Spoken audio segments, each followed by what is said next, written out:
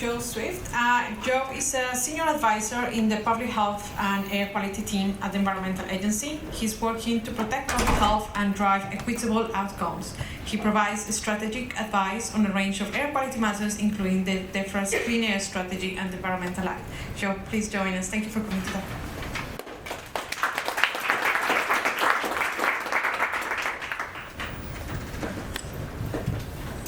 Thank you very much. I'm not used to holding a microphone, so I'll give it a go there. If I start talking in a different direction, just forgive me. So yes, my name is Joe Swift, and I am part of the Public Health and Air Quality team at the Environment Agency. And we're all about putting people at the heart of everything we do, really, to drive improvements in the environment, but also for public health as well. It's a good tag, and it can help us really make changes in the environment. And I'm going to be talking to you today about air quality equity. Hopefully. There we go. So I'm going to look at really a bit about the context, framing the problem, really why equity and environmental equity is so important, and some of the opportunities for change. And we're also going to focus on the Air Quality Inequalities Project, some of that project findings, some of the current and future interventions, and really some of the outputs and ongoing work and the next steps. So a bit about the context. We know that air pollution is the largest environmental threat to public health in the UK, and it leads to both short and long-term health issues. We also know that air quality affects some more than others. And I think the Chief Medical Officer in 2017 summed it up nicely when he stated that deprived communities face a triple jeopardy of higher exposure to air pollution, a greater burden of poor health, and a greater susceptibility to that impact of pollution. We know that the inequalities gap is widening. We've seen this from Michael Marmot's work in his report in 2020, which showed that after 10 years after his first report, the inequalities gap had widened, so it's pretty disappointing. And we also know that these inequalities have got worse and got worse during the pandemic, and that gap seems to be widening. So as the nation recovers, as a country, we need to prioritise a green recovery. We also need to try and address some of those entrenched health inequalities. We know that nationally air qualities are in general getting better, but that inequalities gap is getting worse, and that's our challenge really. As well as being a challenge, there are opportunities out there. There are many policies and plans that partly enable us to address inequalities. And the directive is either implicit in it or it's explicit. And they provide us with a mandate for this work, so we all have an opportunity. And we also all have a challenge. And I guess it's important to say at this stage as well, it's about better outcomes for all. It's not about impeding development, but it's about facilitating sustainable development and growth for all, whilst reducing those inequalities. We can make the biggest gains in these areas, and these will benefit us all. So a bit about the Air Quality Inequalities Project. So as a result of Michael Marmot's work and his report in 2020 and the emerging evidence coming from the pandemic, we really want to understand a bit more about why this inequalities gap is getting worse. So we set up the Air Quality Inequalities Project, which is really, as it says, a collaborative knowledge share, engaging and gathering the lived experiences of those most affected by air quality and health inequalities, but also marrying that with expertise in air quality and health inequalities. We really wanted to build on some of the good work that's already been done, but primarily as a collaborative listening exercise to gather that lived experience, to understand some of the relationships between air quality and inequalities, to understand some of the challenges and some of the opportunities, practical ways to change behaviours, ways to inform policy interventions, ways to best practice around communicating with the public, and also to form an extended network, the Air Quality Inequalities Network, to tackle health inequalities associated with air quality. And lastly, we wanted to produce some resource really that we could share. So we know that good health matters to individuals and to society, but we don't all have the same options to live healthy lives. Inequalities and inequities is a multifaceted issue with lots of complex interactions, compounding factors, and cross-cutting themes. So for the initial part of the project, we focused on 8 lived experience themes that you can see there. We looked at age, looking at air pollution's impact on the young and the old. We looked at race and ethnicity, why are some communities more affected. We looked at the indoor environment, how where you live might affect your exposure. We looked at employment, again, where you work, how that affects your exposure and some of the responsibilities around employers. We looked at travel, how we move about affects us, but also we affect other people. And we looked at geography as well, so the difference between rural and urban environments. And we also went on to look at equity itself, looking at some of the unfair and avoidable differences in our environments, and then one specifically around community engagement. And then the second part of the project is really trying to marry that up there with policymakers and those who have responsibilities around improving air quality and reducing our exposure. So we looked at one on multiple deprivation and compounding factors. Then we had two on policymaker engagement. And the first one was really looking at some of the challenges and opportunities and some of the agendas that policymakers have. And the second one was really about the alignment, so how we can get policymakers and those with responsibilities to align with some of that lived experience that we'd gathered. And then finally we had one looking at really sort of interventions, resources and collaborations. This is just a list of some of the people and organisations we engaged with. So we engaged with over 300 people and over 100 organisations, including many sort of community groups.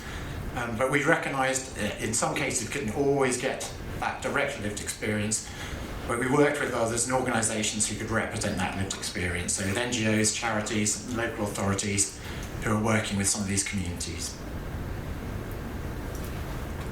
So what did we find out? And what's some of the learnings? So this slide here represents some of the dominant points of the discussion from all the sessions, with of course our lived experience of those most impacted being at the heart of everything. Some of these things are solutions, some of them are barriers, and some of them are both. For example, we talked about data, and it was raised as a positive thing. We have lots of it and it can help us make decisions, but it's also been raised as a barrier. In some areas we have too much of it, and it's not necessarily in a format or communicated in a way that people can understand and do something actionable with. So let's go and look at some of the recommendations, and I think this will chime with some of the talks we had earlier on as well. So first and foremost, engagement. We need to listen to those with the lived experience and who live in the situations that we're trying to remedy. Many of the discussions that we had focused on engagement or the lack thereof, as well as the type and methods of communication, often from central and local government. Any engagement needs to be accessible, intersectional, meaningful, and it needs to platform the widest range of people. And most importantly, it needs to include and put at the centre those with lived experience, particularly those who can offer insight into some of the barriers for change. It's a really important point. Engagement is a good thing. It needs to be viewed as a positive thing and not a combative part of the process. This is how we build consensus. And many of the people we spoke to found a lack of process transparency from government and policymakers, and that things often seem to be done to them rather than with them or feeling part of that process. This is why engagement needs to be an ongoing process too, not something that's started when you need something from someone or from a community, as well as building trust and positive relationships. It goes a long way in terms of saving time and resources if you can start to build these relationships. A network as well. Having access to an extended network that you've taken the time to build is a key. A network is a good place to source opinion, but hopefully it will also include those who are trusted communicators within the local community and can help them get that buy-in from a different range of stakeholders. And I should say, really, a network shouldn't just be limited to those working in air quality or active transport, but should extend to everyone, particularly those with increased vulnerability or those living with inequities. So this is an example of some of the concepts in action. Here we've got the policy cycle, the traditional policy cycle, and engagement and consultation are part of that cycle. And there are maybe other stages where you might consult and speak to people, but broadly it happens after you've done your fact-finding or after you've come up with a list of solutions. And this increases the idea that you're having something done to you rather than with you or alongside you. So another way to think about engagement is as a continuum. And this is an example there from the Tamarack Institute, and they help develop and support collaborative strategies to engage with individuals and institutions in solving major community issues. And they basically do this by involving people at every stage, collaborating and empowering the people and involving them not only in designing the solutions but also implementing them as well. And this is an example from Bristol, the Knowles Media Centre, and they support people to make positive changes in their lives and for their communities. And for their Slow the Smoke campaign, they involved local communities throughout all the stages, and this included citizen scientists building their own low-cost DIY air quality sensors, and they used them to monitor air pollution at their homes. And some of the feedback is that by constructing the DIY sensors, the residents, it helped demystify some of the technology and often provided an affordable way to capture and share the data. I think the sensors are part of this worldwide project called Sensor Community Mapping. I haven't got a link to this, but also part of what they commissioned as part of that project is to create a musical track using the air quality data. And I don't know much about this. It's something called sonification, where they're taking the air quality data. This man knows about it. And they turn that into a track, and I think it's called Burning Bristol. I've watched it a few times, so if you get the chance to go onto their website, it's a good track. But they also run community workshops, capturing people's concerns about air quality and their solutions to try and tackle the issue. So we really need to think about how we communicate with all our stakeholders, and how we can make things meaningful and practical to them. We need to work with trusted messengers who have strong bonds within their local communities, and we need to communicate with a wide range of stakeholders. Data collection and monitoring need to be an ongoing priority. Data needs to be accessible, easy to understand, and give concrete ideas for action and change. Better data leads to better choice, not just for individuals, but also for all stakeholders. As well as the traditional methods of data collection, we might need to start thinking about different ways we can capture data and experience, particularly qualitative data about those individual experiences. So things like photos, journaling, and citizen science. We know that good ongoing communication and monitoring allow for versatility and adaptation, meaning that things like unintended consequences can be dealt with early. And here's a couple of examples. Centric Lab, I don't know if many of you know about them, but they helped us throughout the project, and they've got a digital tool called The Right to Know, and that's basically a postcode analysis of environmental pollutants against deprivation. And the aim is to basically create mass awareness of how the places that we live impact on our health. And then here on the right, we've got RAID, which is Residents Against Dirty Engines. And they're a central rallying point for residents, action groups, organisations concerned around air quality and inequalities in Bristol. And part of their pledge is that poverty is the only excuse for burning wood in the city. And this is an example of the data they've collected with locals, and then they've matched up with census IMD data to show and demonstrate some of the inequalities and inequities with air quality.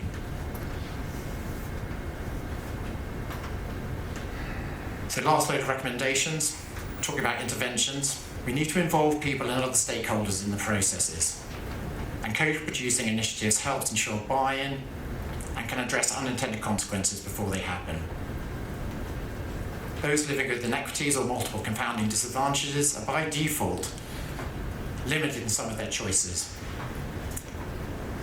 A lot is made about individual action and behavioural change, but a lot of people aren't necessarily in a position to change their situation or to decrease their emissions or their exposure. And some of the examples raised were people living in private rented accommodation, where you can't make modifications, but you also can't afford to move. People who don't have, and I think we touched on this earlier, have safe, quiet routes to travel. Young people who live in schools by the side of the roads, as we talked about. Or people who live in rural areas where there's inadequate public transport infrastructure, so they end up having to drive. And we talked quite a lot about the white van as well. Man who needs to put have money. He's probably driving an old white van. He's living with his own inequalities. How do we deal with those sort of things? And we touched on that in the low traffic neighbourhoods. And we also had Bath and North West Somerset come along to talk about how they approach their clean air zone. So to that end, responsibility can't just lie with the individual. It needs a cross-sectional approach with input and action from everyone. responsibility sits with everyone, not just the individual, not just government, but with everyone. Healthcare professionals, educators, planners, travel companies, businesses, everyone. And the last couple of examples about working together, and I think we've touched on some of these. So, this is one in Lambeth and Southwark, Impact on Urban Health, and they partner with organisations to deliver projects that mitigate the disproportionate effect of air quality. And they do this by engaging and amplifying the voices of those most impacted by air pollution, and also working with businesses to find equitable solutions to reducing emissions. And then here on the right, an amazing initiative, born in Bradford. It's one of the largest research studies in the world, tracking the lives of over 30,000 Bradfordians. And they work closely with partners in public health, transport and air quality, and the voluntary sector to make improvements in the local environment. So now just quickly some of the outputs and some of the next steps. So our main aim now is really to share the findings from that project and get people thinking and talking about equity and inequalities. And whether that's in air quality or not, it can be in any of our lines of work. The more we start to talk about these things, the more we can start to drive some of them. We're also supporting and working with our external partners and organisations, bringing together people where we can. And we've created the Air Quality Inequalities Network, which has successfully facilitated collaborations and the sharing of knowledge. And it's also contributed to a few things on here, which I think is fairly successful to some degree, but for the first time, the Local Air Quality Management Guidance now has a chapter on engagement and disparities. We also pushed hard in the air quality strategy for a focus on it, and it now does have a focus on vulnerable groups, and it also states that air quality interventions should be designed in a way that takes account of the disparities in exposure to and the impact of poor air quality. So we've had a bit of success around that. Also, the Air Quality Inequalities Network is contributing to the air quality information system work that's ongoing. And we're keen to help with others and facilitate collaborations around equity. So please, if anyone wants the resources we've got or wants to get involved, please let us know. Finally, lessons learned. People are happy to be engaged with and to have their stories shared. They're also keen to meet people in similar situations to them. And they really appreciate those with responsibilities, certainly agencies and departments, saying that we don't know everything and we want to learn and engage. There's a huge amount of experience and expertise out there in the communities. It's worth going out and finding it and incorporating it into your work where you can do. It's really important. Engagement and building a network can take time, but it's well worth it. And the lived experience view is essential to quality policy and also getting buy-in from people. So lastly, we all have a challenge and a responsibility to make a positive change and to reduce that inequalities gap. We have the drivers for equitable outcomes, and they provide us with this opportunity. We can drive change, and the biggest changes can be made by targeting those most in need. This will benefit society, the environment, and lead to more equitable outcomes. I think that's it. Thank you very much.